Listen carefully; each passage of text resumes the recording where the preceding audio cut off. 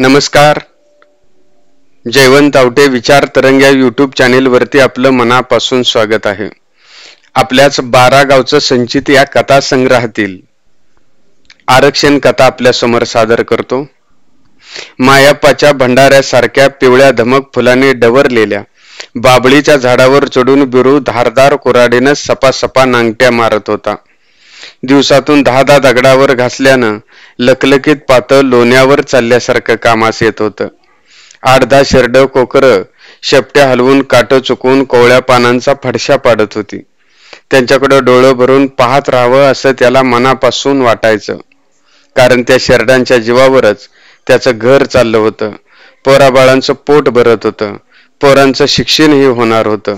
थोडा विसावा म्हणून त्यानं डाळीवरचा अर्धवट वाळका डिंक तोंडात टाकला. त्या चिकट पदार्थानं त्याचं तोंड तुरट झालं. तो तसाच बुडाखाली घोंगडं टाकून ढाळीवर बसून राहिला आणि त्यानं समोर नजर फिरवली. त्याच्या नावावर गुंटाभर जमीन नव्हती, पण सारं शिवार त्याला आंदण दिल्यासारखा तो शेरडा माग वावरा बांधावरून फिरायचा. उभ्या पिकात त्यानं जाणीवपूर्वक कधी शेरड घातली नाहीत, पण ते मुक जनावर खादीच्या नादानं वावरात शिरलंच आणि त्या शेतसरीची मालकीन तोंड सोडून बोललीच तर होय ताई, होय अक्का म्हणून तो माफी मागायचा. त्या माऊली देखील बिरूकडून बांधावरली झाडं शेवळून घ्यायच्या आणि शेरडाने खाऊन झाल्यावर बोडक्या डाळ्यांचा फेस त्याच्याकडून व्यवस्थित लावून घ्यायच्या. आज मात्र त्यानं रस्त्याकडेचं बेवारच झाड शेवाळलं होतं. लांबून येणारी गाडी पाहिली आणि तो भानावर आला. सुसाट गाडी एकदम थांबली. काच खाली घेऊन भगवंतरावांनी त्याच्याकडे पाहिलं. दाढेखाली धरलेल्या चिकट डिंकामुळं त्याला लवकर काही बोलता आलं नाही. तो खारोटीसारखा सरकन खाली आला. घोंगडही पिकल्या पानासारखं खाली पडलं. तो तोडून टाकलेल्या ढाळ्या चुकवीत गाडीजवळ हात जोडून उभा राहिला.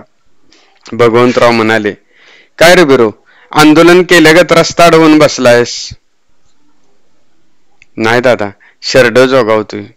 मग डाळ्या घे की बाजूला. घेतो दादा. अरे काल मळ्यात गेला होतास कळलं? होय मालक, दिवसातून एकदा चक्कर असते मळ्यात. शेतात शेरड घातलीस होय? नाही, तसं कसं, चुकून हाणली, लगेच केली हो. काय सांगतोस बामट्या, तुला काय बोलताय कळतोस का? फडशा पाडलाय मक्यानाचा, गडी सांगत होता रात्री आल्यावर. दादा, बघितलं तर 10-12 शेरड लगेच बाहेर बी काढली.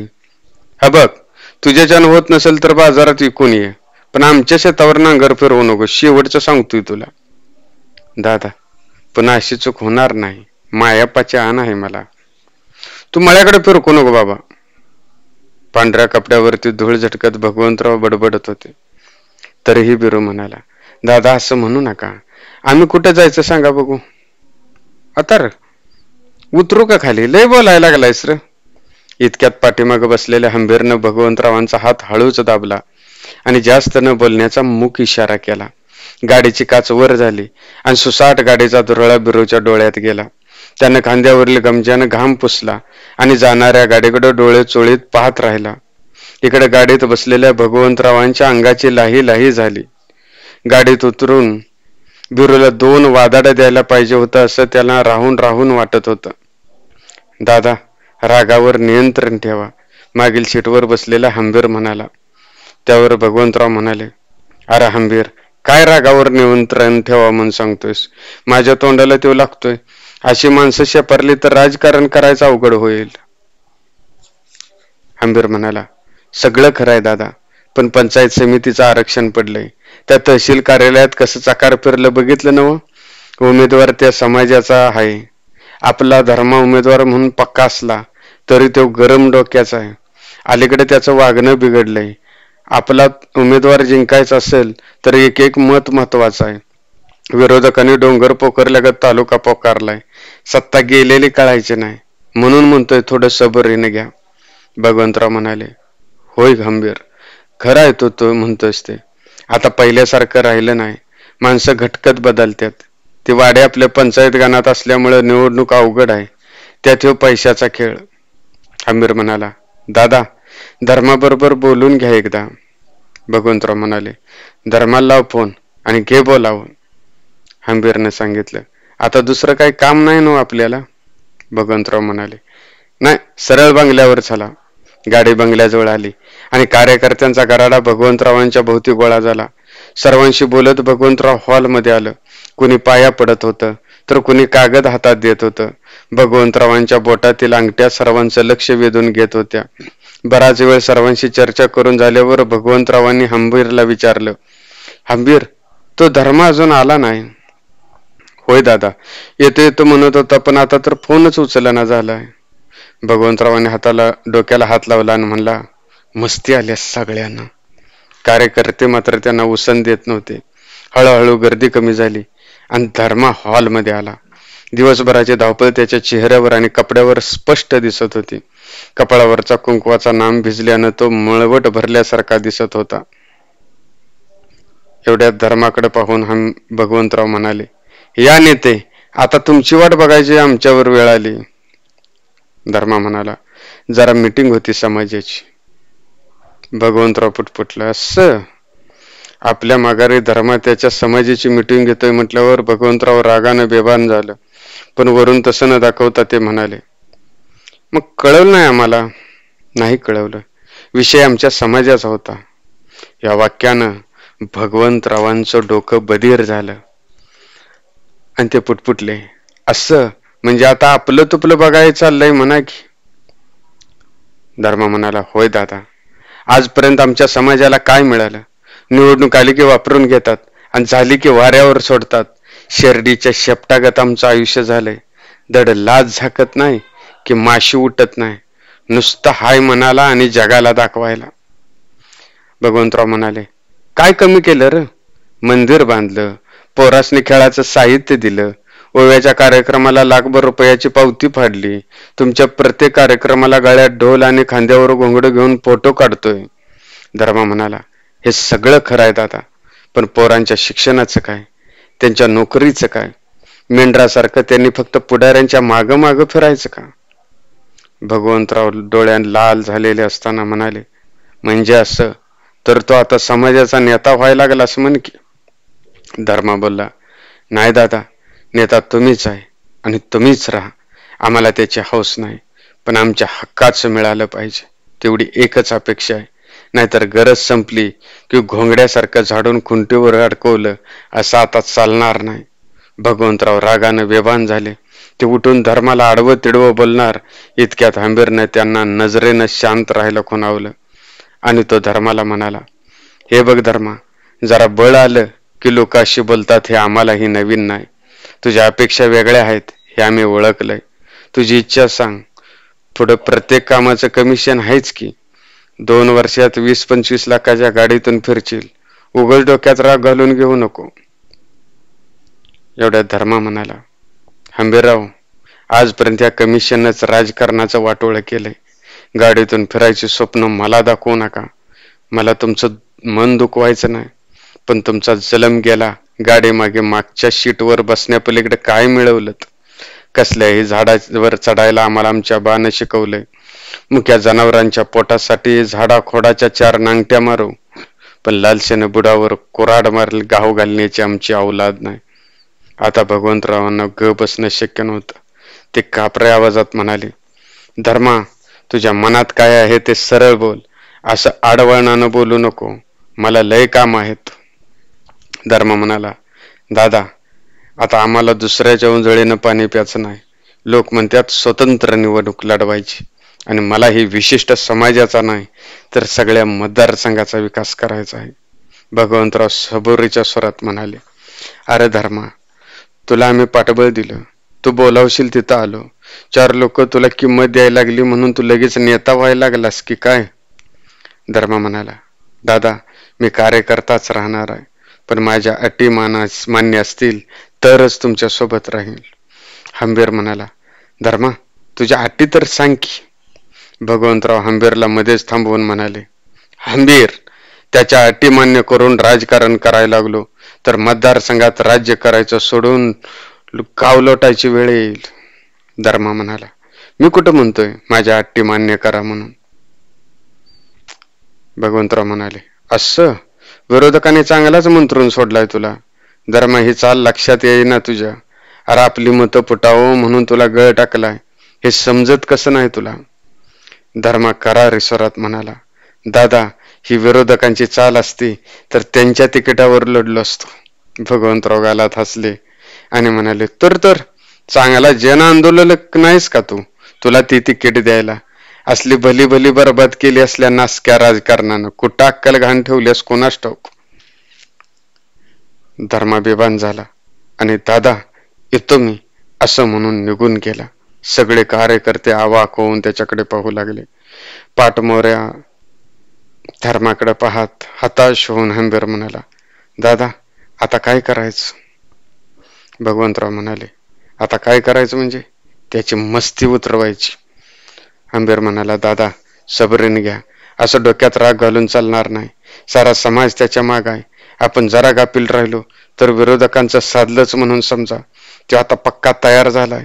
लोकांना मंत्रवायची कला अवगत केली आहे त्यानं. समाजाला पुढं करून झोळी भरायचं डोक्यात आहे त्याच्या.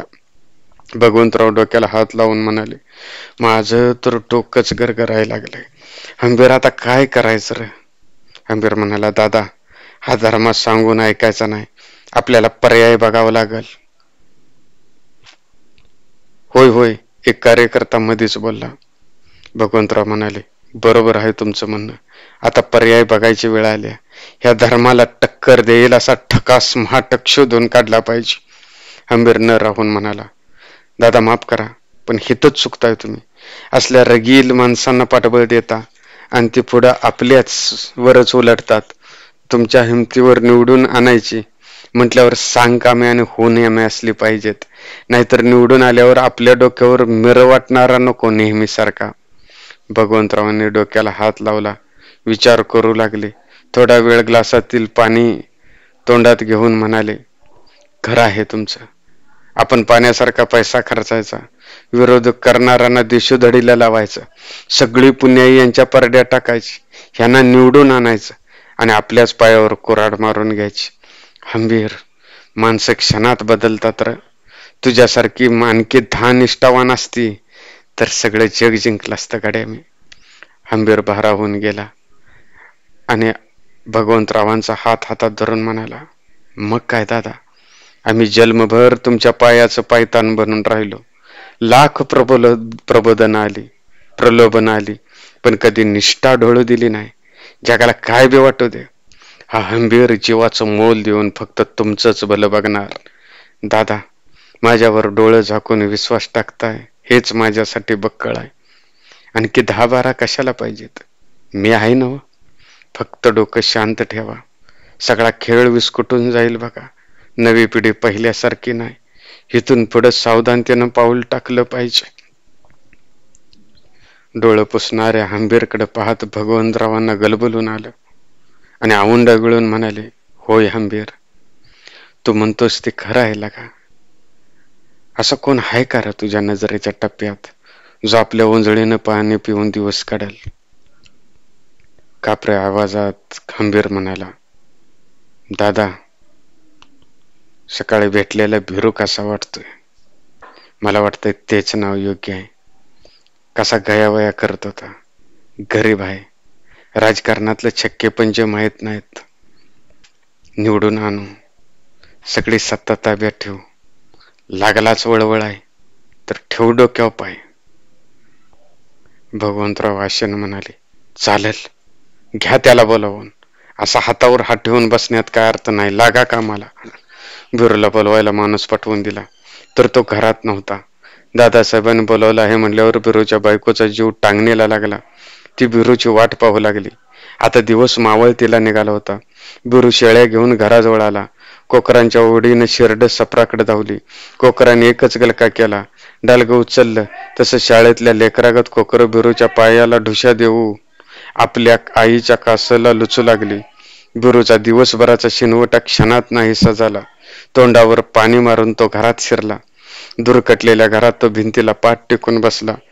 पोरं दिवसभर कोकराव सोबत खेळून कंटाळून झोपली होती. पुस्तकं इकडं तिकडं पडली होती.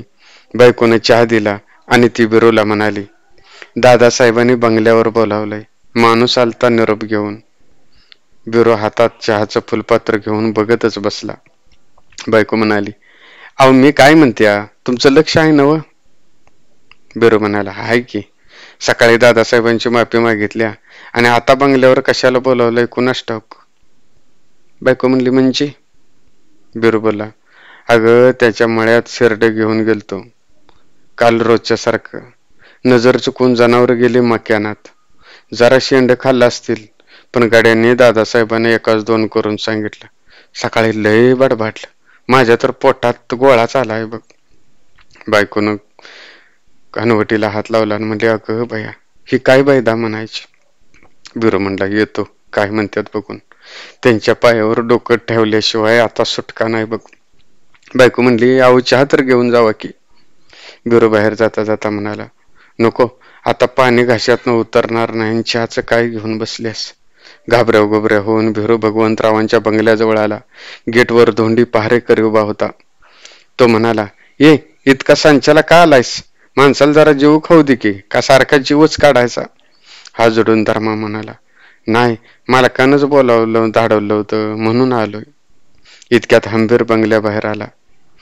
बिरूला पाहून म्हणला, ये बिरू, अरे किती उशीर. बिरू बोलला, मला निरोप मिळाल्यावर तसाच आलो इकडं, पण मी दादासाहेबांची सकाळी माफी मागितली की, मग आता का बोलावणं धाडलं. धर्मा म्हणला, अरे बिरू, तो विषय सकाळी संपलाय, तो आज चल बघू. हंबीर बिरूला घेऊन आत आला. भगवंतराव जेवण उरकून सोप्यावर पान खात बसले होते. त्याने बिरूला पाहताच म्हणाले, ये बिरू, ये बस, अरे तुझीच वाट बघत होतो. बिरू पाया पडला, असू दे असू दे, वर बस. तसा बिरू म्हणला, नको, खालीच बसतो. अरे बस रे, तू मी काय वेगळा आहे का. तरी बिरू हात जोडून म्हणला, दादासाहेब, काय काम काढलं. तुम्ही म्हणाला मळ्याकडे फिरकू नको, तर नाही फिरकत. माझं काय चुकलं का. दादासाहेब म्हणाले, आता मळ्याकडे नव, शेरड घेऊन कुणीकडेच फिरायचं नाही. बिरू म्हणला, देवा, असं म्हणू नका. आणि तो गयावया करू लागला. हंबीरने बिरूच्या खांद्यावर हात ठेवला आणि हसून म्हणाला, अरे बिरू, दादासाहेबांची मेहर नजर पडल्या तुझ्यावर. म्हणजे मी समजलं नाही. भगवंतराव म्हणाले, म्हणजे आता तुझा दिवस बदलणार, तू आता पुढारी होणार. बिरूला काय बोलावं समजना. हंबीरने सगळं सांगायला सुरुवात केली. त्याचं असं आहे बिरू, अरे तू तरणाच आटागडी, असं शरडा मागा आपलं आयुष्य वाया घालवून कसं चालेल. तुला आम्ही पंचायत समितीला उभा करणार आणि रात्रीचा दिवस करून तुला निवडून आणणार. तो आता पुढारी होणार. आता आम्हाला ऐकतोस. हात जोडीत धर्मा म्हणाला. बिरू म्हणाला, मी कशाचा पुढारी होतोय. गरीबाला 2 वेळची भाकरी मिळायची मारामार. दादासाहेब मध्येच म्हणाले, आता तुझी समजूत घालत बसायला आमच्याकडे वेळ नाही. उद्या सकाळपासून बंगल्यावर याच. हंबीर तुला सांगल पुढचं काय, ती सांगल ती प्रत्येक गोष्ट तिची ऐकायची. तो आता घरी जा, का खातोस घासभर. नको नको म्हणत बिरू उठला. पण भगवंतरावाने ताट आणायला सांगितलं. असं बंगल्यात बसून पंचपक्वान्न तो पहिल्यांदा खात होता. हंबीरने त्याला त्याच्या गरम भातावर तुपाचा चमचा सोडला. बिरू खाली बघून जेवला आणि घराच्या दिशेनं चालू लागला. बिरूची बायको त्याची वाटच बघत बसली होती. दिवसभराच्या पायपिटीने शेरडात डोळं झाकून रवत करत बसलेली. बिरू आला तरी त्यांनी कोणतीच चुळबुळ केली नाही. काय म्हणलं हो दादासाहेब. अगं, उद्यापासून शेरडा मागं जाऊ नको असं सांगितलंय. निवडणुकीला उभा राहा म्हणतात. आरक्षण पडलंय आपल्या समाजाचं. अगं बया, मग तुम्ही काय म्हणला. मी काय म्हणणार, बघूया काय नशिबात वाढून ठेवलंय. घासभर खाऊन दोघं झोपी गेली. सकाळी सकाळी धर्मा बिरूच्या घरी आला. त्यानं हाक मारली, बिरू, अरे बिरू, बाहेर ये लवकर. बाहेर बिरू म्हणला, धर्मा भाऊ लवकर आला सा. तू कामच करून आलायस म्हणले. हो, तुझं दर्शन घ्यायला नको म्हणजे असं येडा बनवून पेडा खाऊ नको. बिरू म्हणला, हो सांगा तर काय झालंय. भाऊ, मला अजिबात काय माहिती नव्हतं. बंगल्यावर बोलावलंय म्हणून गेलो. धर्मा म्हणला, अरे येड्या, सारा समाज आता एक झालाय. सगळं रान मी पिटिवलंय आणि त्यांच्या जीवावर मी सगळ्या वाघाला अंगावर त्या घेतलंय आणि तू त्यांच्या गुळी जाऊन सामील झालास म्हण की. नाही नाही, तसं काय नाही. दादासाहेबच तसं म्हणतात. मी तुमच्या शब्दाबाहेर आहे का. असं मामडोळागत दोन तोंडानं बोलू नको. सरळ सरळ त्यांना सांग नाही म्हणून, नाहीतर माणसातनं उठशील. धर्मा म्हणला. बिरू म्हणला, मी रात्रीच तसं सांगितलंय त्यासनी. कायला बाड बोलतोयस? सगळ्या तालुक्यात रात्रीच बातमी झाल्या बिरू उभा राहिलाय निवडणुकीला म्हणून. मलाच कळेना काय करायचं ते. धर्मा म्हणला, बघ ते तुझा उपयोग करायला लागलेत. त्या हंबीरच्या गोड बोलण्यावर जाऊ नको. तो अतिशय चलाक व्यक्ती आहे. अरे त्यानं दादासाहेबाला असा हातात ठेवलाय. तुझी काय अवस्था आहे? त्या दादासाहेबास तर काय विचारूच नको. हे राजकारण येड्यागा बळ्याचं काम नव्हं. विचार करून निर्णय घे. ते स्वतःची पोळी भाजून घ्यायला लागलेत. मग आपण हाडक त्यांच्या चुलीत का घालायची? ठामपणे नकार दे. तुला मी घर बांधून देतो, पैसा देतो, सगळी भट्टी जमून आल्या. उगीच त्यात पाणी ओतू नको, समजलं का? असं म्हणून धर्मात तरा निघून गेला. बिरूचं डोकं सुन्न झालं. आता सगळीकडे तोच विषय चर्चेला जात होता. येणा जाणारी मंडळी ऐकलेल्या बातमीची खातर जमा करून घेत होती. बऱ्याच लोकांनी भीती घातली, तर काहींनी ही आयुष्यातली मोठी संधी वाटली. बिरू गावात फिरत असताना लोक त्याला नमस्कार घालू लागले. भगवंतरावाच्या बंगल्यावर त्याला नको तितका मान मिळू लागला. एरवी बिरूला एकेरी बोलणारा बंगल्याबाहेरचा धोंडी पहारेकरी आता आहोजाहो करू लागला, वाकून नमस्कार घालू लागला. हंबीरनं तर त्याच्या खांद्यावर हात ठेवून सांगितलं, बिरू, आता हे असलं बोकडासारखं दाढी वाढवून फिरणं योग्य नाही. तू दाढी करून घे, नवीन कापड शिव, कोल्हापुरी चप्पल घे, सर्वांशी नम्रपणे बोल. बिरू मध्येच म्हणाला, पण मी बोलतोयच की कायम, कुणाला सुद्धा तोंड सोडून बोलत नाही. हंबीर हसून म्हणाला, अरे येड्या, लाचारीनं बोलणं आणि नम्रतेनं बोलणं ह्यात फरक असतो. तुझ्या बोलण्याचा समाजाबद्दल कळवळा दिसला पाहिजे.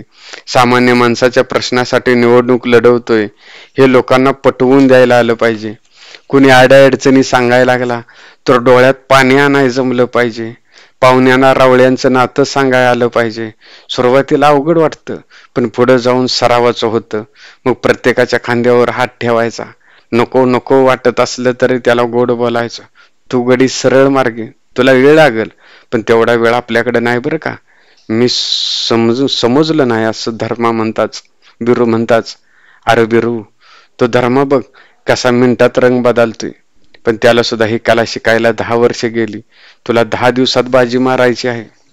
बिरूला हे सगळं नवीन होतं. रोज शाळेमागं फिरून लोकांना दादा माय म्हणून दिवस काढणाऱ्या बिरूला हे जगणं अगदीच अनोळखी होतं. रस्त्यावरून चालताना आयुष्यात पहिल्यांदा लोक त्याच्याकडे कुतूहलाने बघत होते. तो बापडा 9 शिक्या पुढाऱ्यासारखा अंग चोरून चालत होता. त्याला वाटू लागलं, ही दुनिया आपली नाही. इथं टिकायचं म्हटलं तर 10 दिवस काय 10 जन्म घ्यावं लागतील. म्हणूनच धाडस करून दादासाहेबांना नकार द्यावा म्हणून तो बंगल्याकडे झपाझपा पावलं टाकीत चालू लागला. इतक्यात म्हाताऱ्या बाळ्याबाईनं त्याला हाक मारली. तो तिच्या जवळ गेला आणि म्हणाला, काकू बोला की. मेंढरासारखं केसाचं टोपलं झालेल्या काकूनं बिरूला घरात बोलवलं. तो घरात आला. ते पडकं घर अंगावर पडतंय की काय असं त्याला वाटलं. काकू म्हणाली, बस लेकरा. बिरू म्हणाला, नको काकू, आपण बाहेरच बसू. काकू म्हणली, का रे बाबा, घर अंगावर पडेल याचं भ्या वाटतंय होय? मग मी कसं दिवस काढत असेल? बिरू म्हणाला, होय की काकू, माझं तर घर कुठं धड आहे. आपल्या गरीबाचा जन्मच असा मरणाला डोक्यावर घेऊन जायचा. काकू खाली बसून म्हणली, तुझं वेगळं आहे बाबा, आता तुझं दिस बदलतील. पण मी म्हातारीनं कुणाकडे बघायचं? मला पोर ना बाळ, नवरा गेला मरून, मी अशीच बेवारस कुत्र्यासारखी मरून जायची. डोळ्यात पाणी आलेला बिरू म्हणाला, असं का म्हणतेस काकू? काकू बोलली, असं म्हणू नको तर काय करू? प्रत्येक पुढारी म्हणतात, तुला घर बांधून देतो, महिन्याचं पैसे चालू करून देतो, पण गरीबाला कोण वाली नसतो लेकरा. बिरू म्हणला, काकू असंच हाय सगळं बघ, आपण तर काय करणार? काकू म्हणली, नाही रे बाळा, तू आता पुढारी होणार आहेस, तेवढं पुण्यपत्रात बांधून घे. निवडून आल्यावर या म्हातारीला सुखानं मरेल येईल असं काहीतरी कर लेकरा. त्या धर्मासारखं करू नको बाबा. तो प्रत्येक निवडणुकीत गोड बोलून मताला गाडीत घालून येतोय आणि पुन्हा घरापर्यंत देखील सोडत नाही.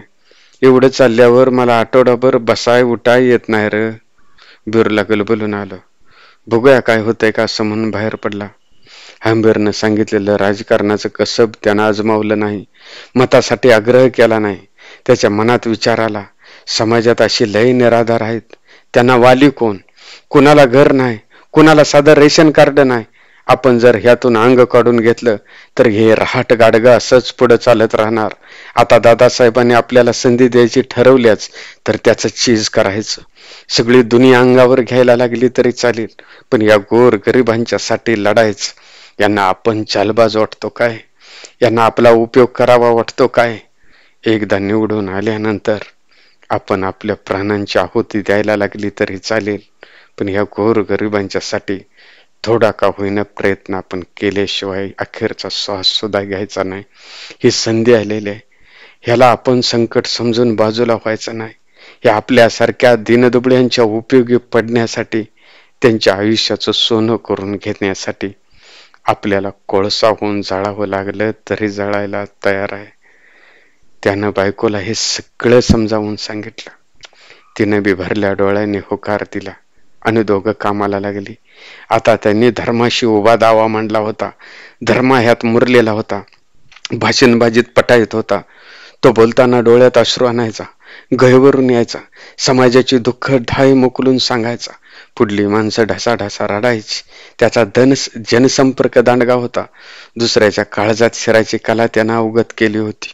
ब्युरोला हे नवीन होतं, तरीही त्यानं कपडे शिवून घेतले. 4 रुपये खर्चायला सुरुवात केली. सामान्य माणसांच्यात उठ बस वाढवली. भगवंतरावांच्या बंगल्यावर त्याचं दिवसातून 10 हेलपट होऊ लागलं. पहारेकरी धोंडीचं तर हात ब्युरोला सलाम घालून घालून दुखू लागलं. ब्युरोचा हात जोडलेलं डिजिटल परिसरात लागलं आणि बघता बघता तो पुढारी झाला. त्याचा रापलेला चेहरा उजळला. बोलण्यातला भोळेपणा जाऊन सराईतपणा आला. हंबीर त्याला मार्गदर्शन करीत होता. कोणाचं घर कसं फोडायचं, कोणाला कोणतं आश्वासन द्यायचं याचं धड देऊ लागला. पण ब्युरो मात्र आपल्या पद्धतीनं गावकारण करत होता. ब्युरोच्या बायकोनंही महिलांच्यात उठबस वाढवली होती. दोघांच्याही पायाला आता उसण नव्हती. इकडे भगवंतराव सगळ्या बारीक सारीक गोष्टीवर नजर ठेवून होते. त्यांना चांगलं माहित होतं धर्मा कावेबाज आहे. लोकांना आपल्या विरुद्ध भडकावून आपल्या सत्तेला तो सुरुंग लावू शकतो. आणि कहर म्हणजे विरोधक आपल्या उमेदवार न देता धर्माला पाठिंबा देतील की काय याची धाकधूक त्याला झोप लागून देत नव्हती. हंबीर तर रात्र जागून डोळं सुचलं होतं. तो धर्माच्या पाळतीवर होता, ब्युरोवर लक्ष ठेवून होता. क्षणाची ही उसंत न घालवता हंबीर प्रत्येक गोष्टीकडे बारकाईने निरीक्षणाने बघत होता. प्रसंगी वाटेल ती किंमत त्याला चूक द्यायची होती, परंतु ही निवडणूक त्याला जिंकायचीच होती. बिरूनही पायाला आता भिंगरी बांधली होती. तो रात्रीचा दिवस रक्ताचं पाणी ध्येयाच्या राधानाने तत्वाची साधना करण्यात गुंतला होता.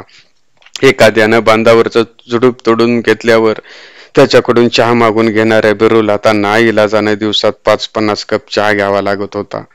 अर्ज उद्याच भरायचा असल्याने भगवंतरावांचा बंगला माणसाने फुलला होता. सगळ्यांच्या शुभेच्छा स्वीकारून तो घरी आला. बायकोनेही दमून भागून आली होती. प्रत्येक घरात हळद कुंकू लावल्यानं कपाळ वौसा पुजून आल्यासारखं लाल भडक झालं होतं. झोपा आता, उद्या लवकर उठायचं आहे. बिरू म्हणला, होय ग, जलंबर शिर्ड घेऊन फिरतोय साऱ्या शिवारभर, पण एवढा शिनवटा कधी आला नाही बघ. बायको म्हणली, मला बी तसंच झालंय.